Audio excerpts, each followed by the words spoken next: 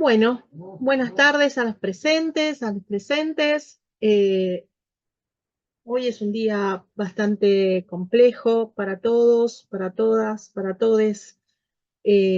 Fueron unos días bastante complejos en lo anímico. Hemos perdido a dos mujeres luchadoras, mujeres excepcionales, como Nora Cortiñas y como Lita Boitano.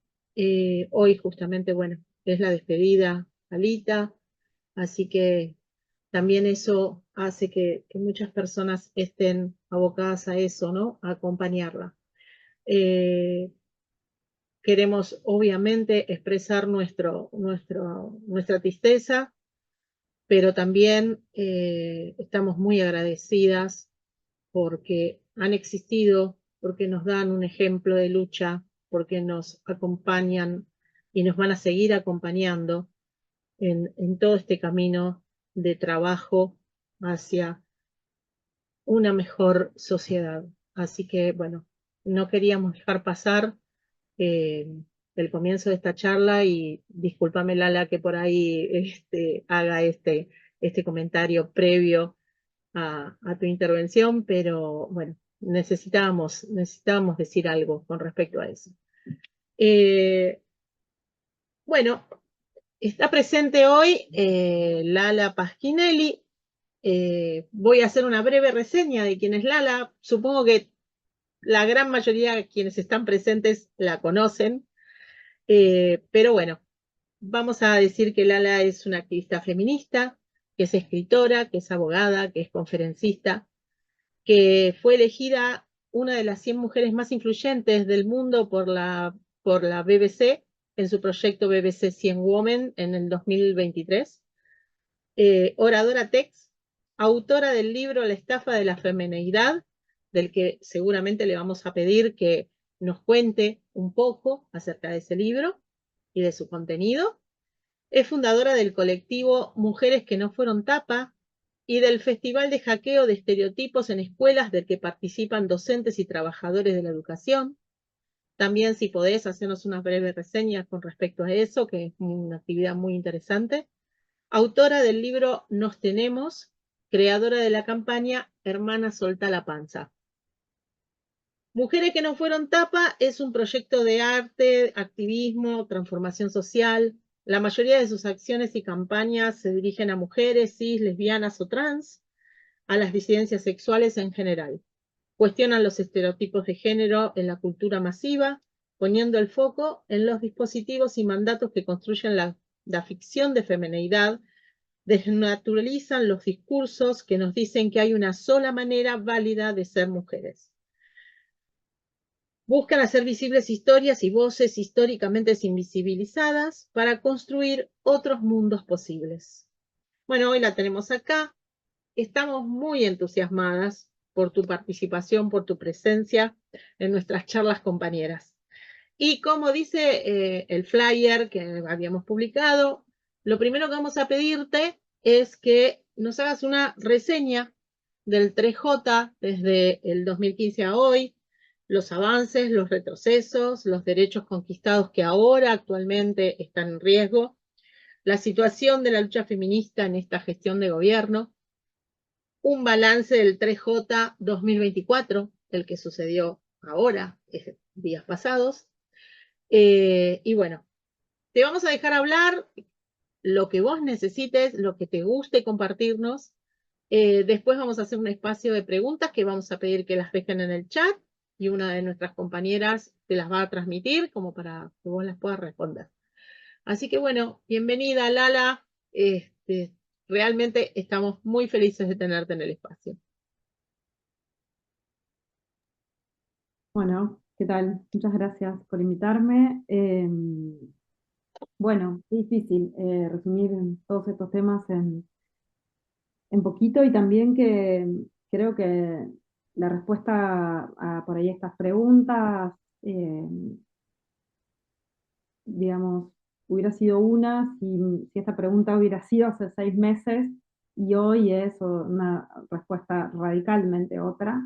Es la primera pregunta que vos me hacías, Marisa, que tiene que ver con esto de este recorrido, ¿no? Del 2015 hasta ahora, que, bueno, que ha sido un recorrido también extraordinario, ¿no? Eh, a mí siempre me parece que es importante nombrar y entender, así como nombrábamos al principio, como vos nombrabas a las madres que ya no están entre nosotras, pero que nos han dado tanto. eh, También es importante entender que existió un 3 de junio del 2015, porque hubo un movimiento de mujeres, y un movimiento feminista, y un movimiento de diversidades, que bueno, que es previo, ¿no? Que es previo, muchísimos años previo, que tiene una tradición histórica, una tradición que también tiene que ver con las madres, ¿no? Con lo que las madres hicieron, porque es una forma de hacer política, y, y que ese 3 de junio, bueno, sucedió y- y se cristalizó en esa, digamos, en esa acción que fue esa convocatoria, esa marcha que arrancó por parte de las periodistas, pero que después tuvo a todas las organizaciones sociales, al movimiento feminista en pleno, digamos, participando, existió y sucedió porque, bueno, eran también, ¿no? Las semillas bueno, que se sembraron durante toda, digo, ¿no? O sea, estamos este año va a ser el 37 Encuentro Nacional de Mujeres, creo, si no me equivoco. O sea, esos encuentros hace 37 años que suceden, ¿no? Y bueno, creo que, que también entender que estos sucesos que cada tantos años por ahí, ¿no? Sucede en nuestro país, donde el feminismo cobra cierta relevancia pública o se hace más masivo, no son hechos aislados que hacen nacer el feminismo cada 5 años, como a veces se piensa, o esto, ¿no? Decir que el feminismo es una moda y tales tipos de comentarios, sino que tiene que ver con, bueno, un trabajo de unas muchas generaciones de mujeres que nos anteceden y que es una genealogía de lucha en la que nosotras nos inscribimos. Bueno, y ese 3 de junio del 2015 tuvo mucho que ver con eso, más allá de la espontaneidad, de la convocatoria y de la masividad. Si no hubiera estado ese trabajo previo, ese entretejido, estas feministas metidas en todos lados, como seguimos estando, bueno, difícilmente eso hubiera sucedido como sucedió. Y, fue algo profundamente extraordinario porque dio lugar a esto, ¿no? Bueno, el Ni Una Menos, o sea, que tantas personas que en ese momento quizás no se sentían interpeladas o no entendían qué era lo que estaba pasando, pudieran entender que el femicidio es un tipo que tiene que ver con esto, ¿no? Con que te asesinen simplemente por el hecho de ser una mujer, que tiene que ver con la desigualdad de género, que tiene que ver con todas estas cosas y todo lo que vino después, ¿no? Hermana, yo te creo, la campaña por el aborto, que bueno, ¿no? Fueron varios años esa campaña, arrancó en 2018, y digo, no arrancó en 2018, arrancó 18 años antes, pero bueno, cristalizó en 2018 en esta masividad que tuvo y que después en 2020 logramos que se convirtiera en ley. Fueron muchos años de muchas conquistas, ¿no? Y antes de eso podemos hablar de otras leyes, como la Ley de Protección Integral de las Mujeres contra todas las formas de violencia, la Ley de Identidad de Género, el matrimonio igualitario, bueno, etcétera. La ESI, por supuesto, y claro, ¿no? Había como un fervor, yo creo, en esos años también muy propicio, eh, que por ahí yo creo que hubo como una expectativa de muchísimas mujeres que hoy no encontramos en las calles, ¿no? Hoy no las encontramos más en las calles, que sí las encontrábamos en esos años, que creo que hubo como una expectativa, ¿no? De que, bueno, todo iba a ser rápido y todo iba a ser transformado muy rápidamente, ¿no? Como esta cosa de que, bueno, listo, eh, las feministas van a hacer que se caiga el patriarcado de alguna manera de un día para el otro, o de un año para el otro, o de 2 o 3 años para el otro. Y bueno, y claro, la realidad es muchísimo más compleja que eso. Y al mismo tiempo, pienso, y por otra parte, esto tiene que ver con otra de las preguntas que estaban ahí también convidadas, que tiene que ver con esto de cómo de repente, ¿no? De tener un contexto tan favorable a nuestras demandas y a nuestras luchas, mismo dentro del último gobierno, ¿no? El anterior, este gobierno, bueno, por supuesto, pero mismo en el anterior gobierno, esta idea que se empezó a propagar desde las elecciones de intermedias, ¿no? Hasta las legislativas para acá, es esta idea de que el feminismo es piantavotos o de que exageramos o que habían exagerado con las demandas de las mujeres y de las disidencias, como si ese fuera el problema de la gente y no como si, digo, ¿no? Sin analizar, bueno, el plan económico, las políticas que tenían que ver con un montón de temas que a la gente realmente le interesaban, o sea, eh, que la gente no tuviera para comer, que la inflación no se estuviera arrasando y que hubiera una devaluación como la que hubo en ese gobierno, bueno, probablemente haya incidido muchísimo más en el voto de la gente que el DNI no binario.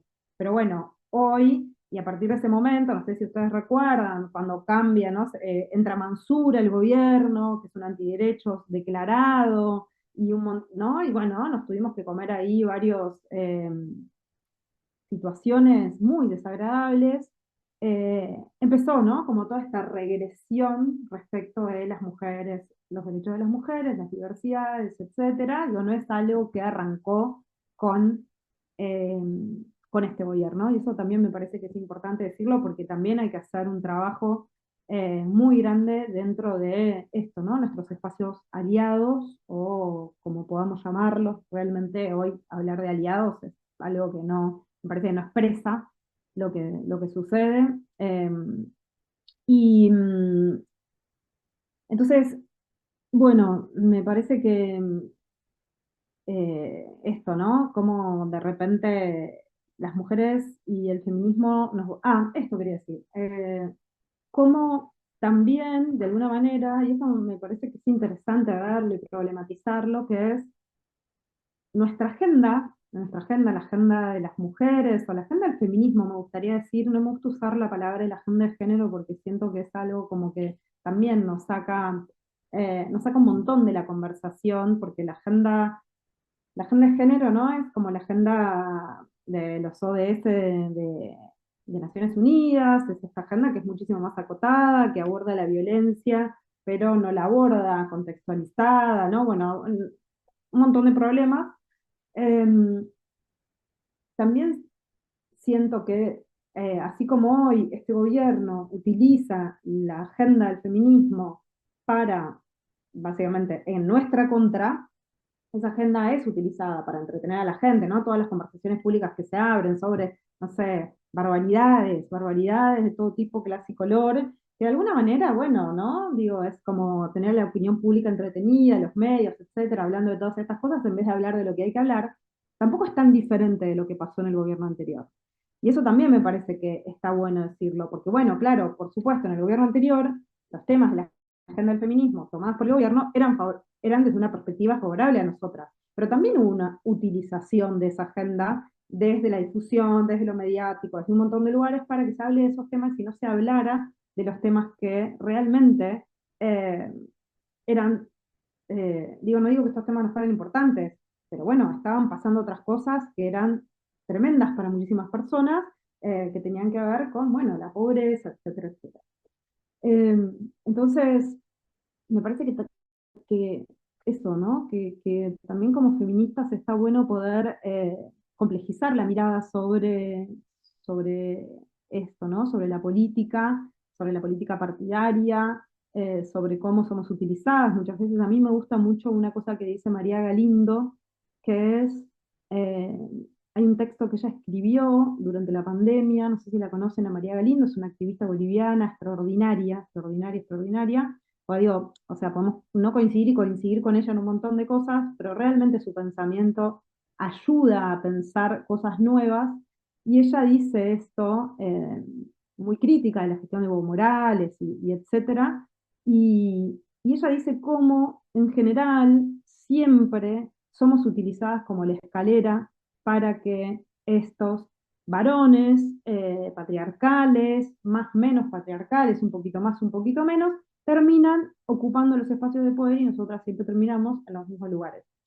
con esto cuando hablo de nosotras no estoy diciendo todas las mujeres somos todas feministas de izquierda o digamos, afines a el programa de la justicia social, etcétera, etcétera. O sea, hoy tenemos en el gobierno que nos gobierna, tenemos personajes, mujeres, que realmente encarnan y representan el fascismo y la crueldad de una manera pavorosa, y eso también es interesante para ponerlo sobre la mesa, para problematizarlo y hablarlo, porque ha sido un reclamo nuestro, ¿no? De muchísimos años, de hecho, bueno, el cupo, ¿no? En el Poder Legislativo, un montón de cosas, eh, que, que, bueno, ¿no? Parece como que nos lo hubieran hecho a propósito. Ah, bueno, querían mujeres en el poder, bueno, mira, estas tenemos, estas son las que tenemos. Mira, tenemos a Ulrich, tenemos a la vicepresidenta, tenemos a Petovelo, ¿querés más mujeres? Quieren, como que ya, ¿no? Eh, y eso también me parece que es algo que está bueno mirarlo, que está bueno analizarlo, digo, para nuestros reclamos, para nuestras demandas, para nuestra agenda, ya no alcanza, ¿no? Entonces, bueno, ahora hay que problematizar el cupo, hay que problematizar un montón de otras cosas. Y, y con respecto al último 3 de junio, que vos me preguntabas, Marisa, eh, bueno, yo no sé si ustedes estuvieron, por lo menos acá en Buenos Aires, nosotras marchamos, bueno, últimamente, no sé, no hay día que no, no haya algo, ¿no? Por lo que salir realmente. Y, y bueno, digamos, se veía, ¿no? Ya el año pasado, el 3 de junio, había sido una fecha, una convocatoria que no había sido masiva, ya esto, digamos, había sucedido el año pasado, y este 3 de junio tampoco fue un 3 de junio masivo, y fíjate que sucede en un contexto donde se están por derogar las moratorias, se está por elevar la edad jubilatoria, hoy nos anoticiamos de ya la desarticulación total de todo lo que es políticas para prevención y abordaje de la violencia de género, o sea, un desmantelamiento total, a esto sumado un montón de otras cosas, ¿no? Que son, bueno, quizás no te desmantelan un programa, pero te lo desfinancian, lo cual es lo mismo. Quizás no dicen, bueno, vamos a derogar el aborto, pero sabemos que en los hospitales públicos las médicas, los médicos, las enfermeras que estén dispuestas a facilitar la práctica van a ser sancionados, ¿no? De maneras no formales. Pasa lo mismo, bueno, con este programa, ¿no? Del embarazo adolescente, de prevención del embarazo adolescente, y esto que pasa, que le van a dar al vino, a este personaje siniestro que tuvo mucha relevancia y mucha visibilidad durante todo lo que fueron los debates por la ley de IVE, eh, le van a dar su fundación, la gestión de los alimentos y para acceder a los alimentos las personas van a tener que hacer una especie de cursos y capacitaciones donde, bueno, se les da información eh, en contra del aborto, ¿no? Entonces, aún cuando no se logren derogar formalmente las normas, no hace falta. No hace falta porque el arrasamiento ya sucedió. Y esto era algo que lo dijimos un montón antes de las elecciones, que no, cuando la gente decía esto de no van a poder, el Congreso, ¿no? Bueno, como si en la Argentina viviéramos en un nivel de institucionalidad, no sé, que nunca tuvimos. Eh, y la verdad es que ni siquiera decíamos esto, ¿no? O sea, no hace falta derogar las leyes, no hace falta, aún cuando no sabemos si no las van a derogar. Eh, bueno, no hace falta. O sea, no hace falta para llevarse puestos todos nuestros derechos, todas nuestras conquistas, eh, la derogación formal de las normas, en muchos casos, y para que nuestras conquistas, que costaron tanto tiempo, sobre todo estas formales, ¿no? Y que tienen que ver con políticas públicas, sean arrasadas, básicamente, ¿no? 6 meses de gobierno no quedó nada. O sea, no quedó nada. Y es muy doloroso, es muy doloroso. No quiere decir al mismo tiempo eh, que todo haya sido en vano, ¿no? Por un lado, no quiere decir que todo haya sido en vano y no quiere decir que no existan lo que existía antes, que existan esas políticas que son todas nuestras redes de militancia, todas nuestras redes de sostén, y todo lo que hemos construido a lo largo de todos estos años que siga existiendo y que todas las instituciones, los hospitales, el Estado, lo que queda del Estado, lo poquito que queda del Estado, o que va a quedar, bueno, digo, hay feministas, ¿no? Hay feministas en las escuelas, hay feministas en los sindicatos, hay feministas en los hospitales, en las asambleas, en todos lados, estamos en todos lados y vamos tejiendo y vamos intentando de alguna manera, bueno, que esto, ¿no? Que el arrasamiento no sea total. A mí me entristeció un poco, ya veníamos golpeadas, ¿no? El triple legicidio de Barracas, que bueno, ayer nos enteramos, por lo menos yo me enteré, que el juez no va a considerar un crimen de odio el homicidio, lo cual es, o sea, nada, es un mensaje, ¿no? Todo el tiempo, todo esto que va pasando en términos de intervención de la justicia, sobre todo en este tipo de casos, ¿no? De la justicia, de el poder legislativo, las noticias, son todos mensajes, ¿no? De alguna manera, bueno, eh, y son mensajes claros, que es esto, el mensaje es, bueno, van a retroceder.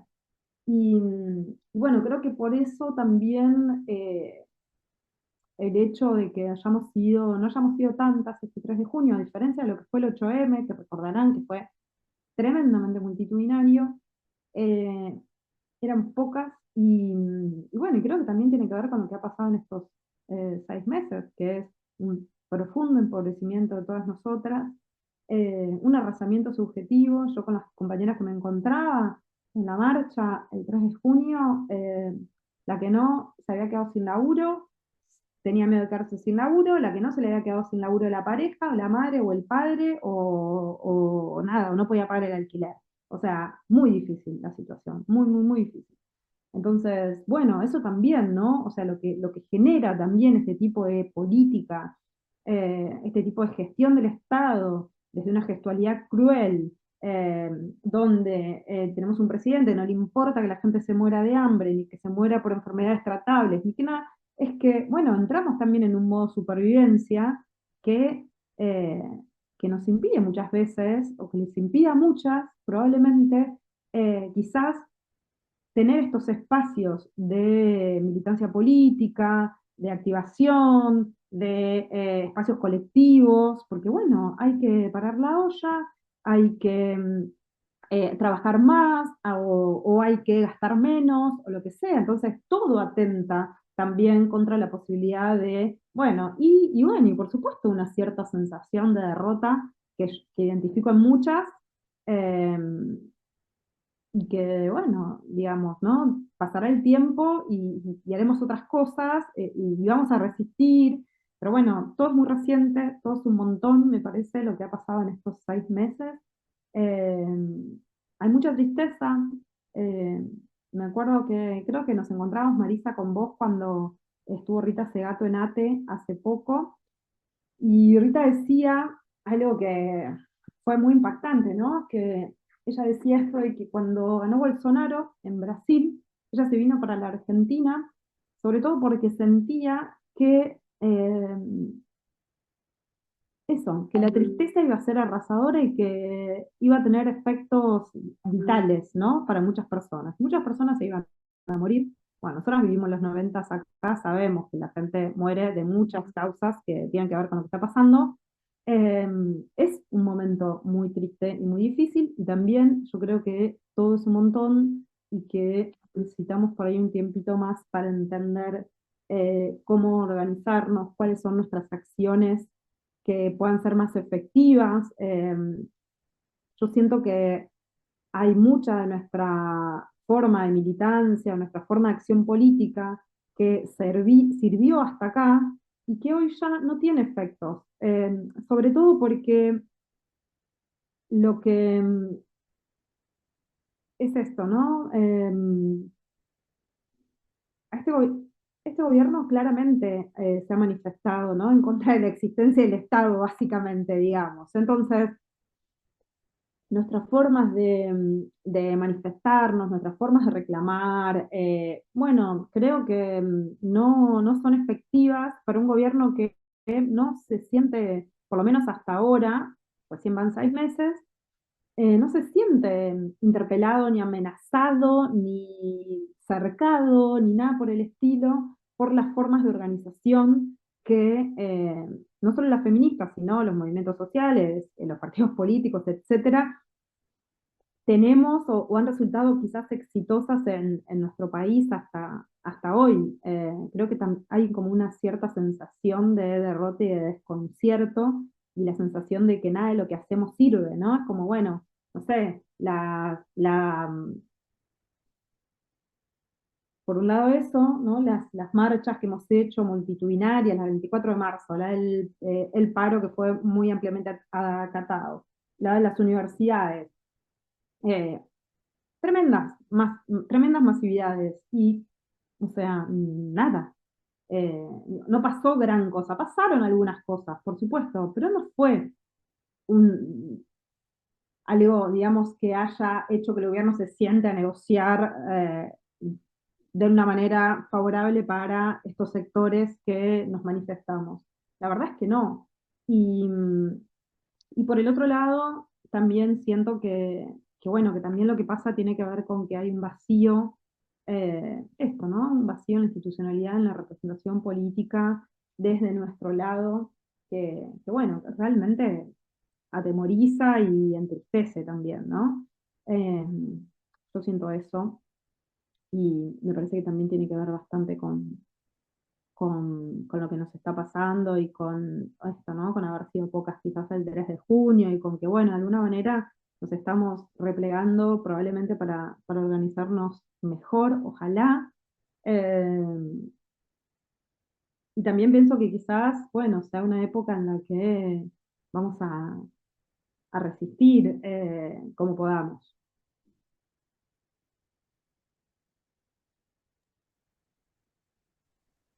Buenas tardes a todos. Hola Lala, mi nombre es Natalia González. Bueno, y soy Ojalá. parte de esta grupo hermosa que es Charlas Compañeras. Y me sumo a las palabras de Marisa también para agradecerte enormemente que hoy estés acá hablando con nosotras. Sin lugar a dudas, ha sido como lo ha sido para mí, y hablo, quizás mis compañeras también se sientan identificadas, Dora Barranco, Rita Segato, y bueno, también estás vos con tus palabras cuestionando nuestro día a día, y me hago cada vez más feminista con tus preguntas. La última creo que también es lo que estuviste charlando en tus redes acerca de, de no me sale ahora la palabra, pero bueno, hacer adultas a las niñas, a Mm, las infancias, que eso, bueno, lo vemos muy de cerca también con la gran problemática que tienen muchas mamás de mujeres con la pubertad precoz. Y lo primero que le dicen es todo lo que vos también aconsejas en tus redes, que no usen maquillaje, que no se pinten las uñas, pero pongo algo muy particular en el aula, o sea, en el grado de mi sobrina, de 10 nenas, o sea, estamos hablando de nenas de 8 y 9 años, eh, de 10 7 ya tienen diagnóstico de pubertad precoz, o sea, es un montón, y no sé si hay conciencia de todo lo que trae aparejado a futuro y los problemas de salud. Así que bueno, gracias por el trabajo inmenso que estás haciendo. A mí me toca hoy el honor de estar leyéndote las preguntas y de, bueno, conversar un poco de lo que las compañeras y los compañeros nos están comentando en el chat. Eh, no sé si vos querés también contarnos algo más sobre tus libros, sobre lo que venís sí, claro. trabajando. Encantó. Una cosa que quería agregar además que a mí me está preocupando mucho de este momento, digo, observando, ¿no? Todo lo que sucede es, que no sé si coincidirán o no, es como la total ausencia de institucionalidad, o sea, están pasando cosas muy, muy graves como persecución a periodistas, persecución en movimientos sociales. Eh, bueno, esto, ¿no? El arrasamiento de las bases de lo que consideramos nuestro país y nuestra identidad, y no hay una respuesta institucional a la altura, ni desde ningún poder del Estado, ¿no? Digo, desde la justicia o desde el poder legislativo, pero tampoco a partir de, digo, el movimiento obrero organizado, ni de ninguno de estos lugares donde pensábamos que iba a haber una respuesta, y eso me parece que también tiene que ver, hace a esto que preguntaban ahí, ¿no? En términos de si es el miedo, la tristeza, yo creo que es un poco todo. Y una cosa que a mí me preocupa mucho es lo que está pasando con los medios de comunicación, cómo el gobierno identifica muy claramente la importancia de la desarticulación de los medios públicos para establecer y, digamos, sí, establecer una narrativa cruel, ¿no? O sea, que no existan estos medios que históricamente han contrapesado esos discursos, medios donde además históricamente se ha resistido, ¿no? Han resistido nuestras ideas, eh, desarticularlos muy rápidamente y muy eficientemente, y que aún hoy en los medios, eh, digamos, ¿cómo decirlo?, más progresistas, podríamos llegar a decir, o que no están alineados con este gobierno, encontramos mucho discurso muy rancio. Eh, Tuvimos esto de Tenenbaum entrevistando a este tipo, digamos, al que le escribió al biógrafo de Milei, que es un homófobo, y así, y otros personajes, ¿no? En esos espacios, y aún en los espacios dirigidos a la gente más joven, como podrían ser los canales de stream y todo esto, nos encontramos tipos, exclusivamente varones, las mujeres son aplaudidoras y reidoras, no hay diversidades y no hay conversación sobre esto, ¿no? No hay conversación sobre el arrasamiento, sobre lo que pasa con nuestra agenda, sobre todo esto. Y a mí eso es algo que me preocupa muchísimo porque, porque es muy importante que nosotras podamos tener una voz en esos espacios y que se hable de nuestra agenda y eso, y hablar de lo que necesitamos hablar, que no puede ser dicho por estos señores que, bueno, hablan de lo que hablan y siguen reproduciendo esas formas históricas y ancestrales, por decirlo de alguna manera, de la política. Eso es algo que también me preocupa a mí un montón de este tiempo, lo que está pasando con los medios, con los modernos, con los no modernos, con los, ¿no? Alternativos, no Sí. alternativos. La verdad es que cada vez estamos más ausentes y cada vez hay menos compañeras diciendo en estos lugares. Y Yo- sí, ibas a decir no, algo. no, perdón, perdón, perdón, te escucho, te escucho. No, no, no. No, lo que te iba a agregar es que es como una tormenta perfecta. La sensación es de una tormenta perfecta. Como hasta siniestra y cínicamente estudiado, porque es todo eso, por lo menos en los espacios que estamos con las compañeras lo hablamos un montón, todo se junta y uno como que intenta salir para un lugar, intentas hacer algo y no, o sea, no sé, no prende, no, uno no ve ese fuego en la calle y yo creo que también como decía una de las chicas acá en el chat, eh, todo. Dice, ¿crees que reducción de participación en el 3J es por la angustia, decepción, miedo? Yo le sumaría la falta de plata también para movilizarse, el aumento de las tarifas, el viajar en un subte. Ya pensemos, ida y vuelta en un viaje en subte son 1.300 pesos. Eh, entonces, bueno, antes que veíamos el pañuelo verde para el 8M, el violeta, veíamos, o sea, todo lo que podemos llegar a ver, el subte repleto. eh, ya se hace muy difícil después volver a la casa. No sé si vos estás de acuerdo con Sí, esto totalmente, también. totalmente, sí, para mí es así. Después también nos preguntaban, Roxana nos preguntaba si, te preguntaba, ¿no es cierto, Lala? ¿Cómo ves a las mujeres de 20 años, o sea, chicas que gozan de una realidad de tantas luchas, pero dice, no veo en su mayoría que avance a temas propios de su generación? Ni de su generación, ni de las otras, ni de ninguna. Yo, o sea, no tengo una opinión, no soy optimista en ese sentido, o sea, y esto también lo vemos en las marchas en general, ¿no? Somos toda gente bastante grande, en la calle en general, ¿no? Digo, se movilizó un poco gente más joven por lo de la universidad, pero hasta por ahí nomás, ¿no? Como, bueno, si me tocan el bolsillo, o si me tocan esta posibilidad que me interesa, quizás un poco me muevo, me organizo, pero hasta ahí. Y, y esto, la verdad es que también es, ¿no? Algo para que lo observemos porque bueno, creo que había como una fantasía después de 2018, cuando habían movilizado tanto a las pibitas de los centros de estudiantes, ¿no? Por el aborto y todo esto. eh, Esta cosa, ¿no? Como, bueno, era cool, un poco cool ser feminista, ¿no? El glitter y la fiesta y un poco todo esto.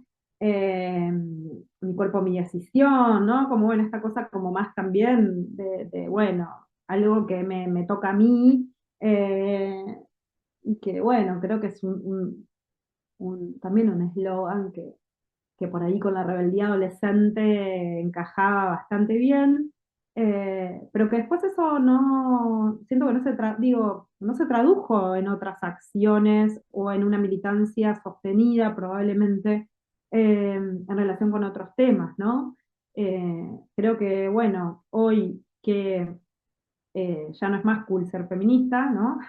Eh, Cuando, bueno, el feminismo es señalado como el enemigo por el propio presidente y pasan este tipo de cosas, y estamos a esto de empezar a ser perseguidas, eh, bueno, ya no nos encontramos con esa gente joven en la calle y, y es fuerte, ¿no? Porque también vemos cómo también hay estudios sobre esto, ¿no? Sobre cómo los varones en general en el mundo, los varones jóvenes, viran a la derecha, o sea, el voto de los pibes es a la derecha, como pasó acá en Argentina, ¿no? Que el voto a Milei es un voto muy masculinizado. Eh, y al mismo tiempo vemos que no hay una resistencia por ahí de esas pibas, y vemos un montón de esto, por lo menos lo que yo veo, de acuerdo con mi trabajo, que tiene que ver con esto, ¿no? Con el mismo, así como los pibes están tomados, es una opinión personalísima, la podemos debatir un montón, así como los pibes están tomados hoy por las apuestas online, las pibas están tomadas por todo lo que tiene que ver con la belleza. Eh, y, y es muy nocivo, y por eso cada vez empieza a edades más tempranas, porque al empezar cada vez a edades más tempranas, hace que vos llegás a los 18, 19, 20, 25 años, capaz sin haber cuestionado nada de eso, ¿no? Y es mucho tiempo de la vida, son muchos hábitos, son muchos años, hay mucho puesto ahí, mucha energía vital drenada en estos consumos y en estas formas de vida que además modelan tu identidad hacia la sumisión, ¿no? La feminidad, esa es la hipótesis del libro, y ahí lo introduzco. La hipótesis de mi libro es esa, es que hoy la belleza digamos, tiene centralidad en la construcción de la identidad de las mujeres y que es una pedagogía de la crueldad, es una pedagogía para la producción de identidades sumisas.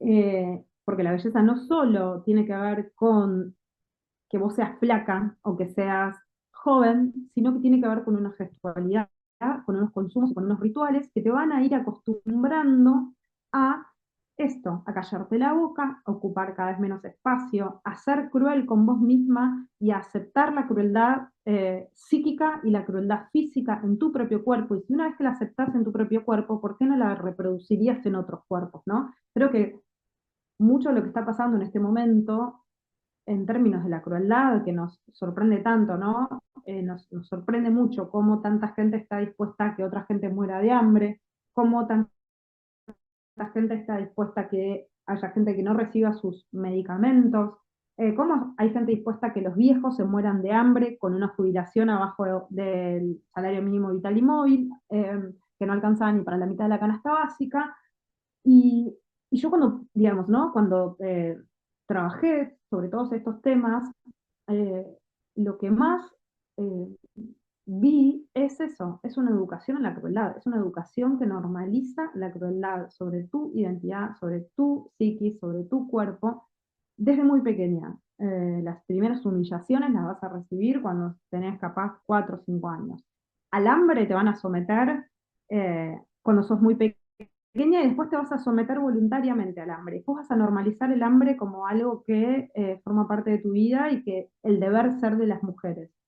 Eh, Digo, ¿no? Las heridas, los dolores, las prácticas crueles sobre el propio cuerpo, que están absolutamente normalizadas, todo eso va produciendo estas identidades cosificadas, autocosificadas, crueles, eh, y sumisas, sobre todo, ¿no? O sea, dispuestas a obedecer, dispuestas a la obediencia a estas normas que tiene el sistema sobre lo femenino, a ocupar este lugar de la jerarquización, del silencio, de la obediencia, de quedarte callada, aceptar lo que te toca, hacerte la tonta, ¿no? La ingenuidad forma parte de la gestualidad de la belleza. Cuanto más infantilizadas las mujeres adultas, más bellas, ¿no? Esta idea de como, ¿no? En el porno una de las categorías más consumidas es la colegiala, ¿no? Es esta piba que no entiende de qué va la cosa, no entiende el mundo, no comprende, porque es tonta, porque es chiquita. Bueno, es la figura de la belleza y la figura que erotiza, ¿no? A la masculinidad. Eh, la amabilidad como mandato, como forma también de una gestualidad que tiene que ver con la belleza, esto, ¿no? El debilitamiento de tu cuerpo, que tu cuerpo, vos no puedas disponer de tu cuerpo para que ese cuerpo se fortalezca, para que ese cuerpo tenga experiencias que tienen que ver con ocupar el espacio, con hacer un deporte, con ganar fuerza, porque eso te masculiniza y eso en general va a ser sancionado y eso forma parte de la experiencia de la mayoría. Bueno, un montón de cosas que digamos que se abordan ahí en el libro como ejemplos, y que es una educación que como vemos en estos videos de lo que estabas hablando vos hoy al principio, arranca cada vez antes. Y esto también se ve en los números de las patologías que genera la belleza, ¿no? Bulimia y anorexia, por ejemplo, hace 15 años, quizás eran patologías que empezaban entre los 14, 16, 17 años, y hoy arrancan a los 5, por ejemplo, ¿no? Hay muchos casos de niñas de 5 años con bulimia y anorexia, 5, 6, 7, primaria, escuela primaria. Y así, ¿no? El bullying, todo lo que tiene que ver con el bullying y el cuerpo, las niñas que son puestas a dietas, las cirugías, todas las intervenciones sobre los cuerpos a edades más tempranas, bueno, lo veíamos con el skincare y todo esto que produce, como vos bien decías, Natalia, la pubertad precoz y todo esto absolutamente normalizado, ¿no? No solo normalizado, sino que por eso el libro se llama La estafa de la feminidad también, ¿no? Porque la estafa se da en diferentes planos. Es una estafa porque primero que todas somos educadas en la idea de que si vos cumplís con el manual de género, o sea, si vos encajás en el ideal de belleza, vas a ser feliz porque vas a ser deseada, un varón te va a elegir, vas a poder tener una familia, etcétera, etcétera. Cumplís con todo y por supuesto esa felicidad prometida no llega, pero también es una estafa piramidal porque van a ser otras también las que te van a introducir en esas prácticas y en esos rituales con la misma promesa, también van a ser otras las que probablemente te empobrezcan para que te introduzcan y tengas esos consumos, etcétera. Y bueno, y digamos, y la estafa además se cierra ahí, ¿no? Cuando somos nosotras mismas las que vamos introduciendo a otras con la misma excusa para seguir produciendo estas feminidades sumisas. Por supuesto que esto tiene que ver también con cómo se construye la identidad materna, ¿no? O sea, las madres, las que son madres, las que sean madres acá, sabrán que la maternidad como identidad va a hacer que esas mujeres madres sean bien tratadas, siempre y cuando estén dispuestas a producir hijas obedientes a las normas sociales, hijas que sean obedientes, que se acomoden a esas normativas. Y cuando no lo hagan, esas madres van a ser sancionadas. Van a ser sancionadas por sus comunidades, por sus familias, por sus parejas, etcétera, ¿no? La mala madre. La mala madre es la que no es capaz de producir un hijo obediente. Y bueno, a estas madres se les juega la identidad. Digo, más allá de que además quizás no pudiste nunca tener acceso a la posibilidad de pensar contrahegemónicamente todos estos temas, ¿no? Entonces, es muy difícil romper ese círculo que genera, que nos rompe, ¿no? O sea, nosotras, introducidas muchas veces por nuestras madres, nos rompe subjetivamente todo este modelo de feminidad y nosotras vamos a romper a nuestras hijas que a su vez van a romper a sus nietas, ¿sí? O sea, les vamos a exponer a esa violencia que te rompe.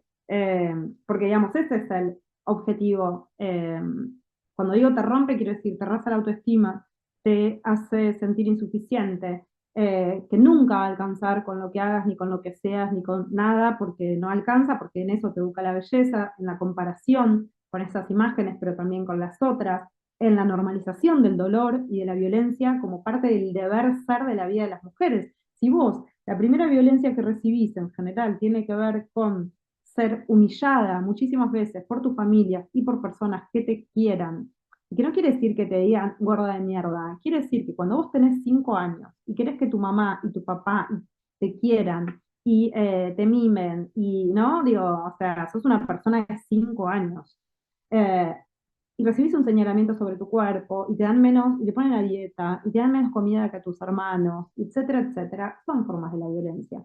Y cuando esa violencia viene de personas que te quieren, vos a los 5 años, ni a los 7 ni a los 12, no puedes hacer el discernimiento de, bueno, está mal que me digan esto.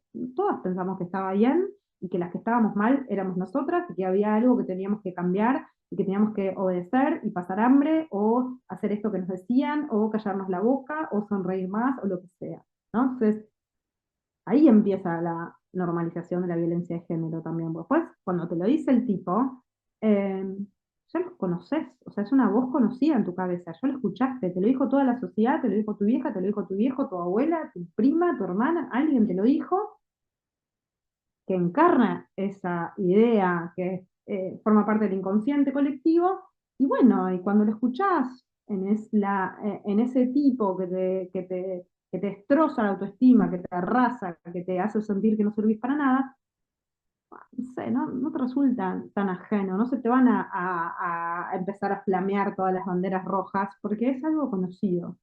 Y ni hablar la violencia física, ni hablar la tolerancia a la crueldad. Y una de las cosas, para mí, yo tenía 3 objetivos cuando escribí el libro. El primero era eh, unir estos puntos, unir los puntos entre belleza, trabajo doméstico no remunerado, porque para mí esta domesticación que produce la belleza es la que hace que nosotras aceptemos estas condiciones de existencia y explotación tan adversas. Sistema político, sistema económico, violencia de género. Y después quería hablar sobre las infancias, que es un tema que me convoca muchísimo porque siento que a las pibas, a las nenas, se las está exponiendo a esto, ¿no? A estas prácticas que las arrasan, que después provocan en edades muy incipientes de la vida esto, ¿no? Cortes, depresión, intentos de suicidio, bueno, ¿no? Todo esto que sabemos que está pasando. Y después el tercer objetivo que tenía era la salida, que es también abrir una conversación sobre que eh, esto se puede transformar, o sea, se puede transformar, podemos dejar de obedecer, que así como nosotras aprendimos la obediencia a través de estas gestualidades, a través de esta educación que recibimos, a través de estos ejemplos y de estos modelos, de la misma manera que se aprende la obediencia, se puede aprender la rebeldía, y que esa es una acción posible, es una acción diaria, permanente, pero disponible, cercana, ¿no? Porque también hay estos discursos sobre que es muy difícil, todo es muy difícil, ¿no? Es muy difícil liberarse de estos mandatos, es muy difícil vivir una vida en disidencia. Yo creo que forman parte del mismo discurso, ¿no? Porque, a ver, puede ser que no sea tan fácil. Ahora, vivir en la obediencia a todo esto, eso es muy difícil, eso es terrible. Después, rebelarse, bueno, quizás tener incertidumbre, quizás es un proceso, es un camino largo, no es solamente hacia adelante, un montón de cosas, pero no es imposible. Para nada. No solo no es imposible, sino que además hay vidas dignas, gozosas y valiosas en la desobediencia. Eso me parecía que era muy importante convidarlo en el libro, que forma parte de la última parte del libro, donde, bueno, es como, bueno, ¿qué hacemos con esto? ¿Cómo se hackea esta estafa? Eh, Porque también, si no, es como, bueno, es una conversación muy victimizante que nos deja simplemente en el diagnóstico y en la impotencia, ¿no? En la impotencia de, bueno, ¿qué hago yo con esto que es tan grande, que me supera y que cómo voy a hacer para tener una vida digna si no tengo posibilidad de operar sobre esto? Y bueno, yo creo que sí, que sí, que por supuesto no es un recorrido que cada una hace sola, que necesita de otras, que necesita un montón de cosas, pero a mí me importaba mucho que también eso esté en el libro y que sea una puerta, que es un recorrido, que las que quieran bueno, encuentren ahí algunos puntos de partida, ¿no? Algunos tiritos de los cuales tirar y digo, no hay una receta, no es que no es un manual, eh, hay esto, ¿no? De los aprendizajes, de tantos espacios compartidos con tantas compañeras a lo largo de tantos años y de ver los procesos, los propios y los de las compañeras, bueno, entender que hay cosas que funcionan casi para todas, puede ser de diferente manera, pero hay cosas que más o menos, bueno, resultan. Eh, y eso es como lo que se comparte al final del libro. No sé si La verdad respondí que a eh, ti. no, es muy para nosotras por lo menos es todo lo que decís, acá las compañeras también en el chat estaban comentando, Flor nos decía, la normalización de la violencia desde chiquitas o sea, es tan dolorosa cuando te das cuenta, dice, es nuestro gran desafío cuando maternamos, porque es eso, ¿no? O sea, cuando te abrís los ojos y te das cuenta es, a veces ya es muy tarde y hay que ser rebelde.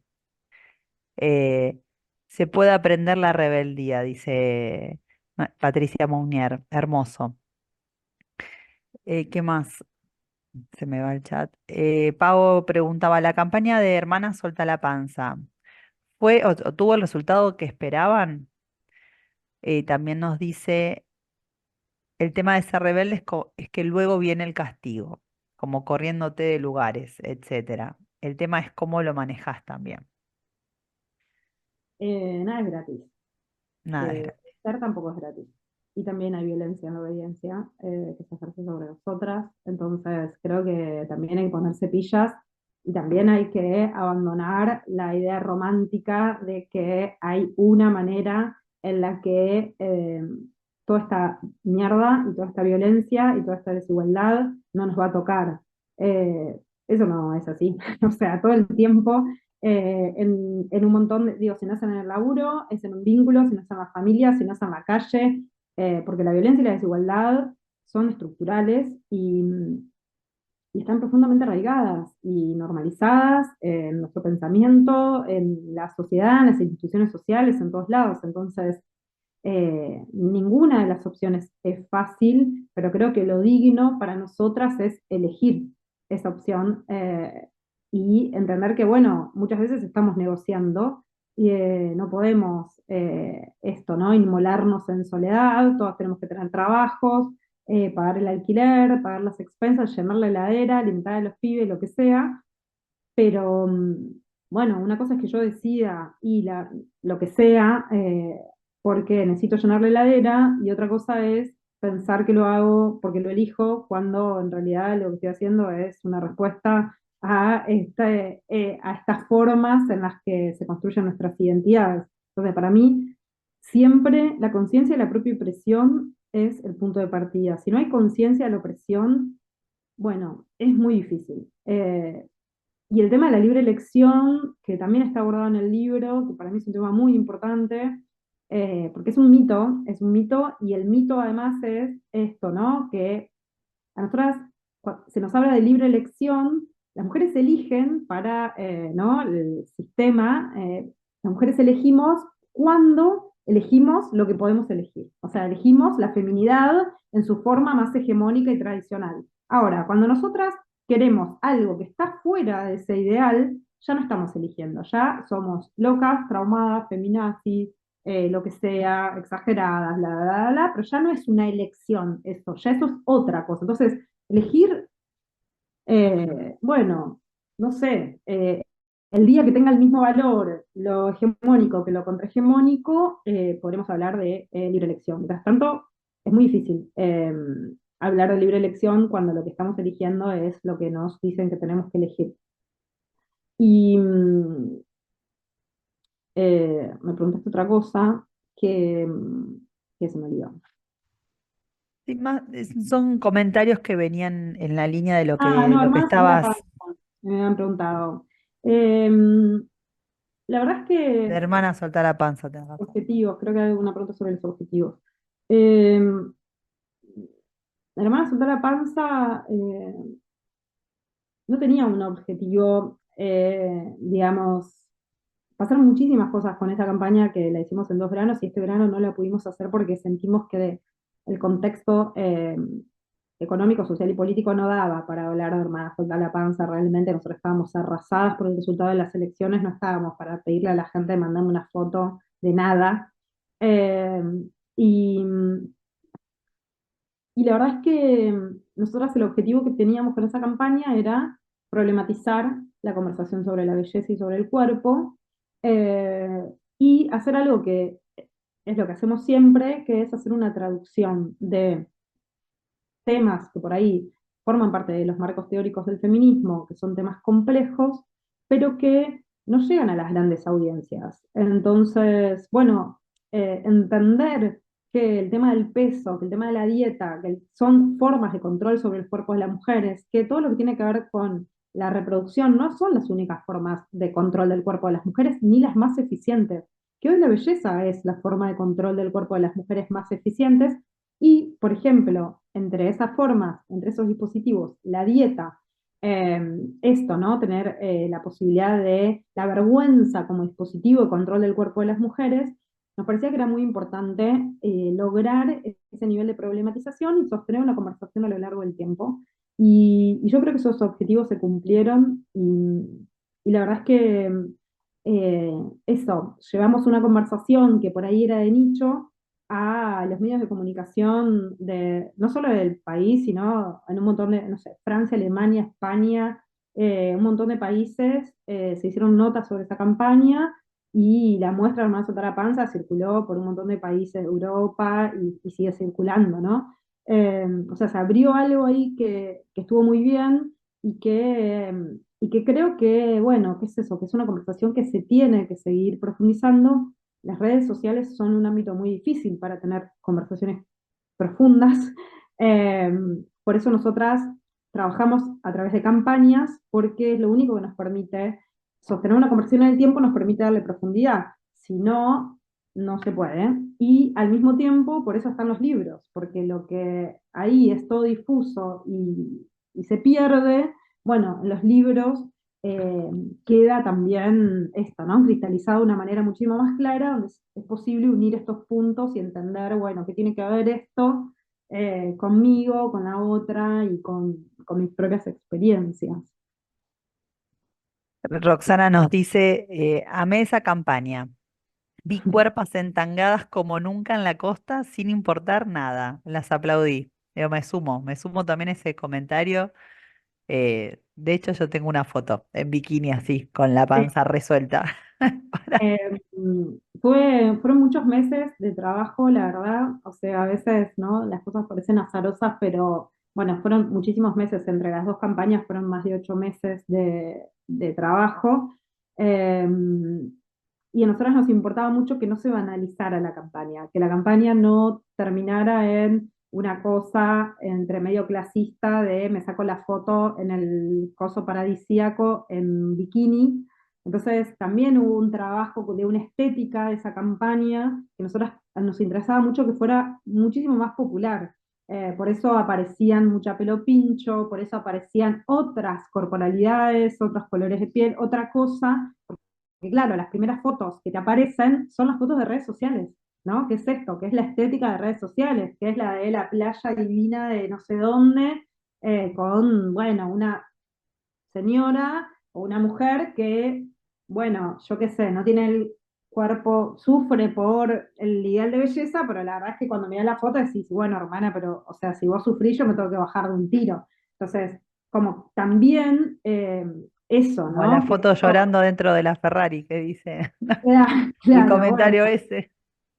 claro, entonces, bueno, también había un trabajo que había un trabajo que era difícil, que era este, de que, bueno, por eso también eran tan importantes las historias que acompañaban la foto, y no solo la foto, porque la foto sola, qué sé yo, está todo bien, pero bueno, no sé, no me dice demasiado de esto que yo quiero que sea hablado, que es qué consecuencias tuvo esto en tu vida, que es no me animé a ir en una entrevista de trabajo, no me vinculo sexoafectivamente, me da vergüenza hablar en la facultad, como eso era lo que a nosotras nos interesaba que más que suceda, además de obviamente poner a circular estas imágenes que eran imágenes contrahegemónicas que en general no se ven en redes sociales. Eh, sí, ojalá Era que el podamos hacer disparador. con la España, está difícil, a mí me encantaría, pero bueno, es un contexto muy difícil realmente. Flor nos dice que hay algo similar con el tema de la panza y la menopausia.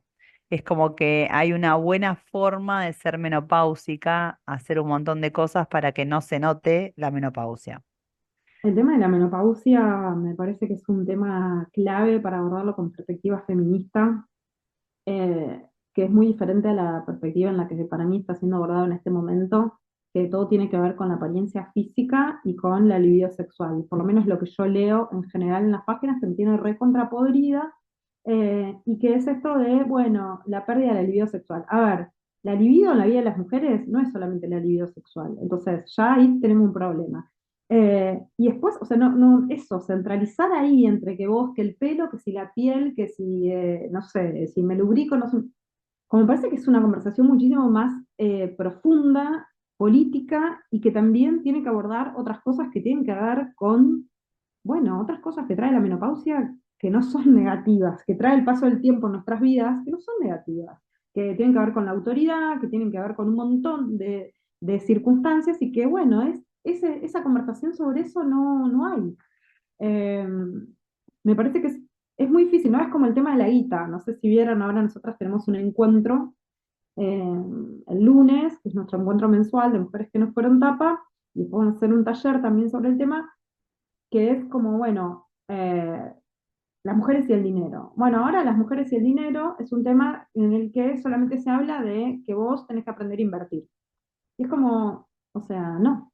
Hay muchísimos otros temas para hablar de las mujeres y el dinero, que es entender cómo funciona el mundo, darle una perspectiva política a eso, entender por qué somos las más pobres entre los pobres. Si queremos hablar de finanzas, también tenemos que saber qué es una transferencia de recursos de los pobres a los ricos y cómo se provoca, qué es lo que está pasando en este momento en nuestro país. Hay un montón de cosas para saber, hay un montón de cosas para saber sobre burbujas financieras, que es para mí, mi temor de este momento es como, eh, esto va a terminar mal, va a terminar muy mal porque cada 10 años se pincha una burbuja y hoy le están diciendo a todas las minas que tienen sus 4 manguitos, que son los que tenemos nosotras, porque en general todos estamos empobrecidas, que las pongan en una cosa de cripto o en una app de CDRs o lo que sea, y quizás terminamos perdiendo todo porque, ¿no? Digo, era esto el chamullo de, bueno, ahora somos pobres las mujeres, no porque hay una desigualdad estructural, no porque el trabajo doméstico, esas horas de trabajo doméstico nadie nos las paga, sino porque somos boludas y no sabemos invertir. Entonces, para mí con la menopausia pasa lo mismo, es esta cooptación de estas conversaciones que son profundamente políticas, que hay que darles una perspectiva política, feminista, interseccional y un montón de cosas más, bueno, y todo se termina eh, esto, ¿no? En recetas que tienen y tips sobre cómo vos individualmente dejar de ser pobre, cómo vos individualmente, no sé, que ponerte el chip hormonal para que te den ganas de coger, si estás menopáusica, todo es esto, ¿no? Como, bueno, consumo y soluciones individuales a problemas que son estructurales y que necesitan un abordaje estructural. Creo que pasa lo mismo con un montón de temas que tienen que ver con nuestra agenda y que es muy difícil ir contracorriente porque, bueno, otra vez, hay mucha guita atrás de esas propuestas en general, ¿no? Hay mucha gente ganando plata ofreciéndote la app de cripto, que inviertas en tal yo que sé qué cosa y que te pongas el chip y que consumas el gel vaginal de Sarasa ta ta ta ta. Entonces, bueno, es difícil generar esa tensión y al mismo tiempo siempre las que intentamos generar esa tensión y problematizar esas conversaciones somos como, bueno, ¿no? Las malas de las que esto, ¿no? Las malas, las exageradas, las que vemos todos los problemas, las que somos resentidas, las que un montón de cosas. Entonces es como también, bueno, ¿no? Te cansas un poco, básicamente, que es lo que me pasa a mí hoy. Pero es muy difícil ir en contra de todas estas ideas tan hegemónicas. Laila, mira, yo lo que te voy a hacer ahora es un recorrido, vamos a ir un poquito del tema anterior porque me quedaron unas preguntas también de comentarios de compañeras que me gustaría leerte, sobre todo cuando estábamos hablando de la marcha. Marisa nos decía que, bueno, que pareciera que la participación popular en las calles o en los medios más tradicionales de protesta quedó en desuso. Manejan los canales más modernos de comunicación que tienen mayor incidencia e influencia. Después, Janina nos decía, si pensamos que el concepto de violencia es hacer desaparecer al sujeto, conocer como ser entero, ¿cómo explicarías la relación que hay en este gobierno donde quieren hacer desaparecer al concepto de mujer, el de trabajador y trabajadora? Entiendo que lo dice con respecto a, a que, por ejemplo, bueno, la hermana del presidente es el jefe, ¿no? No sé si, ¿no? Como desde la palabra quieren hacer desaparecer el concepto de mujer. Te Eh, leo para leerlo porque para que no se nos pase, perdón, mi gripe del clima. Pau también nos escribe, el neoliberalismo se profundizó mucho con la pandemia, el individualismo caló muy profundo, la empatía está desapareciendo. La marcha universitaria fue transversal, pero las marchas por los comedores solo van los afectados sin acompañamiento de la sociedad, siendo que es un derecho básico, la comida. Después Emilce nos dijo, te dejo en el chat, muy interesante el recorrido y lo que compartiste de Rita Segato. Es una sensación compartida. Tal vez habría que juntarnos cada vez más para pensar nuevos horizontes en la agenda feminista. Sostener, resistir, pero repensar nuevas utopías. Alguna hebra de tejidos anteriores deberemos reciclar. Seguro. Fabiana también nos dice, te deja en el chat, la deshumanización, la falta de empatía, una nueva forma de retroceder al pasado en referencia a la participación de la mujer y la diversidad en el ámbito político y social, el patriarcado feroz del neoliberalismo. Marisa sigue en el chat, podría ser que hay luchas que ya habían logrado derechos cuando esas mujeres de hoy 20 años dejaron, ay, perdón, Mari, trato de entender, espera que la leo bien. Eh, ok, como que las mujeres que hoy tienen 20 años, eh, que no piensan que quizás las que lucharon anteriormente también en su adolescencia y lo lograron, hoy lo dan por sentado, que creo que también esto lo habías comentado, Lala, y que no hay esa conciencia de que pueden perder todo lo que tienen, o sea, han nacido con todos estos derechos. Mm. Eh, Ya no es una amenaza igual, ¿no? O sea, ya está claro. sucediendo. Es Que un ya hecho. no digan ahora, no sé cuándo será. Eh, Porque ya está pasando. Y Yanina nos dice, el ejemplo en este gobierno sería la ministra de Capital Humano, donde se le da el lugar de la mujer contenedora, como diciendo esa mujer que este, es el lugar de sumisión o de mujer estereotipo que solo puede hablar desde un lugar pasivo.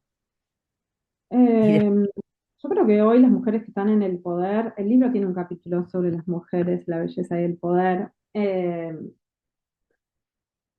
Las mujeres a las que se les permite el poder como en este gobierno, por ejemplo, bueno, son mujeres que están dispuestas a esa obediencia, por ejemplo, en este caso, ¿no? A analogarse con estas normas de la crueldad y esta gestualidad de la crueldad. Eh, bueno, esas mujeres, digamos, pueden ejercer el poder y ninguna otra. Eh, y me parece que es algo también para pensar, sobre todo en términos de todos estos discursos sobre la feminidad, ¿no? Como que las mujeres somos mejores, o porque o porque estamos educadas para cuidar, entonces somos más empáticas, y yo que sé que hay un montón de cosas. Y bueno, vemos que por lo menos en estos casos de estas mujeres tan visibles con tanto poder, eso no es así. Y me parece que es interesante también para pensarlo, para hablarlo, para discutirlo, para debatirlo, sobre todo teniendo en cuenta sobre todo en los términos de hacer política. ¿Con quiénes vamos a aliar para hacer política nosotras como feministas? ¿Quiénes van a ser nuestras aliadas? ¿No? Como dice Marcela Lagarde, la sororidad no puede ser esta idea de que todas las mujeres somos buenas y que todas somos oprimidas por igual y que todas somos víctimas por igual, etcétera, etcétera, sino que la sororidad es un pacto político donde tenemos un acuerdo expreso y explícito de hacer juntas en contra de un sistema que nos explota, que es desigualitario y que nos violenta. No es otra cosa, porque si no también, ¿no? Es como que otra vez caemos en esa idea de la feminidad ingenua, aniñada, que no comprende los peligros, que no puede leer entre líneas, que no puede identificar cómo se mueven los hilos. Y bueno, me parece que hay que despertarse un poco de esa fantasía y complejizar la acción y la mirada, porque no, bueno, ni somos todas hermanas, ni amigas, ni sororas, y nos oprimimos entre nosotras también. Entonces, Tal bueno, cual. complejicémoslo porque merece y es necesario. Que nos veamos como sujetas políticas también, y de ahí los pactos. Ujú. Lala, bueno, también pedirte si brevemente nos puedes decir dónde podemos conseguir tu libro. Realmente Bueno, ahí viene la sí, parte del eslogan de... por supuesto. Sí, también decir que, bueno, Mujeres que no fueron tapa es una organización que es autogestiva, o sea, nosotras nos sostenemos gracias al aporte de nuestra comunidad, no hemos tenido, ¿no? Esto, sponsoreo del Estado, eh, o bueno, ¿no? No hacemos publicidad en nuestras redes, no vendemos ningún producto, no, digo que no son nuestras cosas feministas, ¿no? Entonces, para nosotras siempre, bueno, que compren nuestros libros, nuestros talleres, que participen de nuestro club, es una forma de sostener nuestra organización y de permitirnos también seguir haciendo, pero también seguir haciendo con independencia, que es la manera en la que nosotras queremos hacer, tener una voz que pueda decir lo que queremos decir en cada momento sin depender de eso, ¿no? Eh, del sostén. Así que eso siempre nos gusta decirlo. Y el libro se consigue, creo que todavía hay en librerías, en algunas, ahora va a salir la segunda reimpresión, eh, más cerca de fin de mes, porque bueno, medio que está agotado en algunos lugares. Nosotras lo tenemos para vender en nuestra web, que es mujeresquenosfuerontapa.com, y bueno, lo pueden comprar ahí, también lo pueden comprar en las páginas de las librerías, que también en general está. Buenísimo, bueno, te agradezco enormemente, te agradecemos y voy a pasar la posta a Janina para que hagamos el cierre de la charla.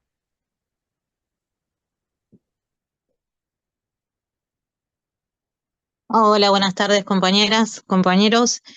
Bueno, en principio, Lola, muchísimas gracias por la charla que nos brindaste en el día de hoy.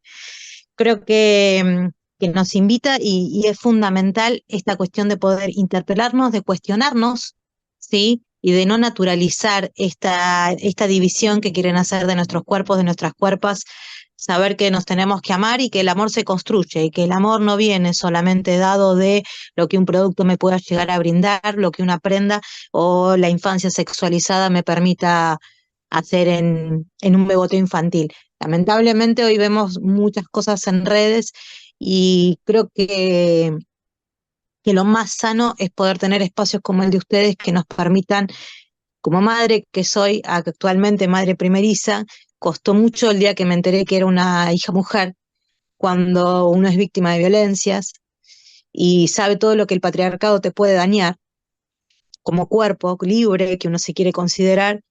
Y estos espacios nos vienen a sanar y nos vienen a nutrir y nos vienen justamente a dar fuerzas de poder sostener esas maternidades, poder sostener que tener un hijo o una hija no te quiere decir que tenés que hacerte una lipo cada 5 meses para mantener una panza chata, que podés llegar a la vejez con canas, libre, feliz, con arrugas, y que la felicidad no pasa por cuántas máscaras faciales te hagas, sino que la felicidad pasa por la construcción de amor propio que uno pueda llegar a ser y verse como sujeto político, mujeres políticas que somos.